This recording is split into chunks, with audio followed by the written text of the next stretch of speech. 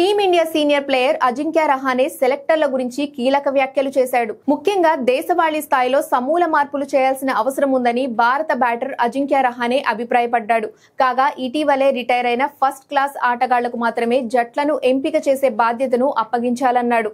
ఆట తీరులో వస్తున్న మార్పులకు అనుగుణంగా వారు నిర్ణయాలు తీసుకునే అవకాశం ఉందన్నాడు. ఇదిలా ఉండగా ప్రస్తుతం కనీసం 10 ఫస్ట్ క్లాస్ మ్యాచ్ లో ఆడిన అనుభవం ఉండి రిటైర్ అయ్యి 5 సంవత్సరాలు దాటిన ఏ క్రికెటర్ అయినా స్టేట్ సెలెక్టర్ గా దరఖాస్తు చేసుకోవడానికి వీలుంది.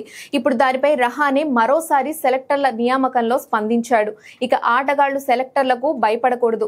20 నుంచి 30 సంవత్సరాల క్రితం క్రికెట్ ఎలా ఆడారో అన్న దాన్ని ఆధారంగా నిర్ణయాలు తీసుకునేవారు వద్దు. T20, IPL వంటి ఫార్మాట్లతో ఆధునిక ఆటగాళ్ల శైలిని అర్థం చేసుకోవడం చాలా ముఖ్యం. సాధ్యమైనంత వరకు సెలక్షన్ కమిటీలో అన్ని రాష్ట్రాల వారికి ప్రాతినిధ్యం దక్కేలా చూడాలి. తద్వారా ఆటగాళ్లు స్వేచ్ఛగా నిర్భయంగా ఆడతారు అని చేతేశ్వర్ పూజారాతో జరిగిన యూట్యూబ్ ఇంటరాక్షన్ లో రహానే అన్నాడు.